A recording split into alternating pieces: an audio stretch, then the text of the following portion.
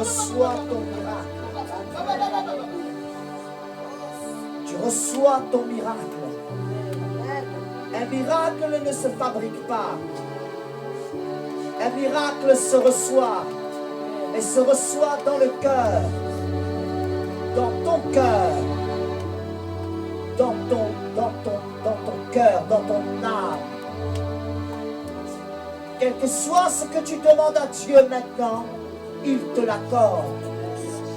Parle-lui. Dis-lui ce que tu veux. Il va te le donner. Ouvre la bouche et parle à Dieu. Si c'est la maladie, il est le médecin qui guérit.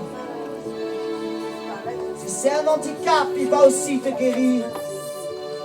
Si c'est de l'argent dont tu as besoin, le ciel est pourvu de beaucoup de trésors. Si c'est le mariage ou un enfant que tu veux, il va te le donner. Si c'est ton ministère, il va l'agrandir. Qu'est-ce que tu veux qu'il fasse pour toi? Demande-lui maintenant. Parle à Dieu. Demande-lui. Parle-lui. Jésus,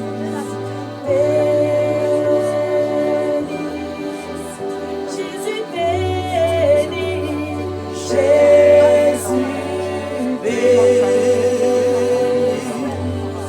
oh Jésus béni, Jésus béni, alléluia, alléluia.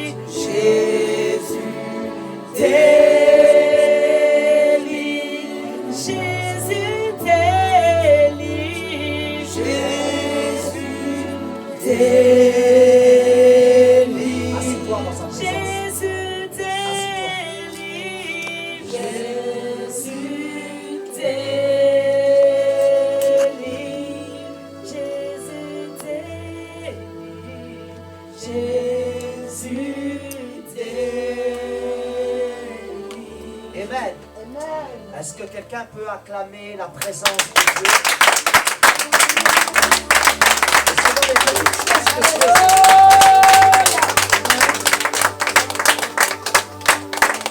Nous allons être bénis aujourd'hui, amen. Amen. Au nom puissant de Jésus de Nazareth. Amen. Sa gloire est sur toi. Amen. Amen. Sa gloire est sur toi. Amen. Yes. Amen. Je veux dire deux choses. La première des choses, c'est que nous avons parlé vendredi des trois femmes d'Abraham. Amen. Nous avons parlé des relations. Abraham a connu trois femmes.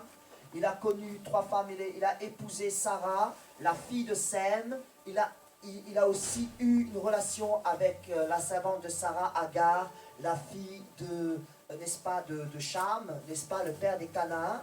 Amen. Et amen. Il a épousé Ketura. Ketura, qui était la fille de Japheth. Amen. Celui qui avait reçu la promesse, la bénédiction Donc, c'est suite à cela que sa vie changea, parce que le nom Ketura, c'est une récapitulation. Amen. Le nom Ketura veut dire encens parfumé. Amen. Donc, prière. Quand tout va mal dans ta vie, épouse la prière et tu verras ta vie changer. Amen. Alléluia. Et nous avons décortiqué les noms et ce que signifiait, n'est-ce pas, le nom de chaque enfant. Amen.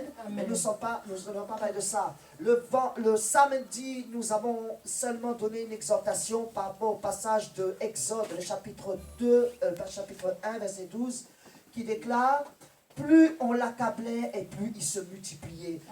On peut t'accabler comme on veut, on peut te faire toutes sortes de mal, tu peux passer par tout un tas d'épreuves dans ta vie. Le plus important, c'est de garder une ligne de conduite par rapport à l'intimité que tu as avec Dieu.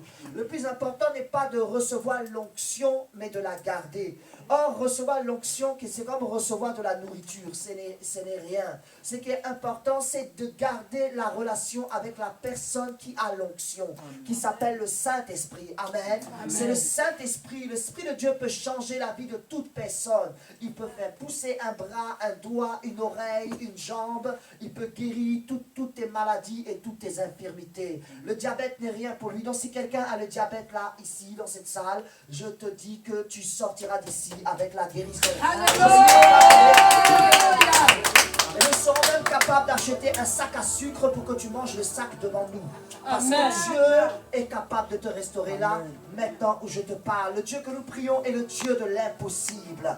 Je vais aller sur un premier point pour te dire quelque chose. Il y a deux choses que je vais t'expliquer aujourd'hui en t'emmenant dans une lignée. Amen, importante. La première des choses, nous allons prendre deux passages. Jean le chapitre 19. Alléluia. Jean le chapitre 19. Nous sommes déjà dans la présence de Dieu. Amen. Alléluia. Jean le chapitre 19. On ne laisse pas la musique. Hein? Amen. Jean chapitre 19. Et nous allons prendre à partir, n'est-ce pas, du verset 38. C'est un passage qui est important pour moi, ce qui est important pour toi. Amen. Et qui doit changer ta vie parce qu'il y a une révélation dans ce passage.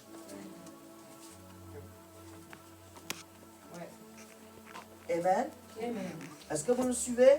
Amen. Ok, prions pour la parole. Seigneur, tu donnas ta parole et ta parole nous éclaire. Au nom de Jésus-Christ de Nazareth, par la puissance de ton esprit, construis un mur en face de nos adversaires et glorifie ton nom par ta présence, par ton amour, my Father. Glorifie, amen. Seigneur, que ton nom soit loué parce que tu parles à nos cœurs au nom de Jésus. Amen. Amen. Alors lisons ce passage. Amen. Amen. Et quelqu'un dans la salle ici peut lire le passage si tu es vraiment inspiré, que tu es touché par le Saint-Esprit. Amen. Je lis le passage. Yes. Après cela, Joseph d'Arimathée, qui était disciple de Jésus. Amen. Stop.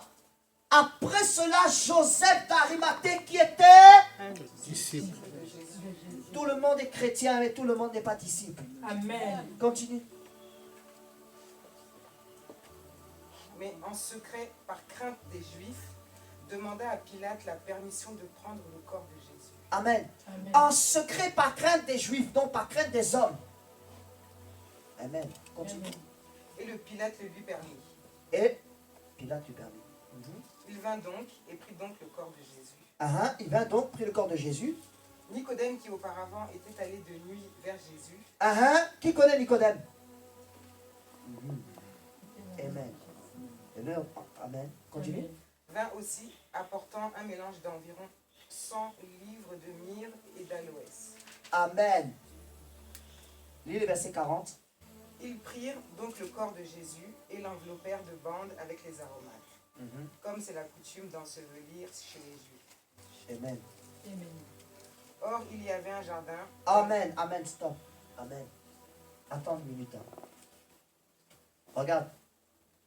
Deux personnes qui sont dans la même nation, qui sont dans la même église, mais qui ne s'entendent pas, qui se détruisent. Ce jour-là, ils se sont entendus pour ensevelir Jésus. Amen. Est-ce que tu comprends? Amen. On peut ne pas s'entendre dehors, mais on doit s'entendre à l'intérieur. Alléluia. Amen. On peut ne pas s'entendre parce que tu es d'une église et je suis d'une église et nous sommes d'une église locale. Mais on doit s'entendre à l'intérieur parce qu'on adore le même Dieu. Amen. Vous savez, au puits de Samarie, il y a un puits, n'est-ce pas, où la Samaritaine voit Jésus.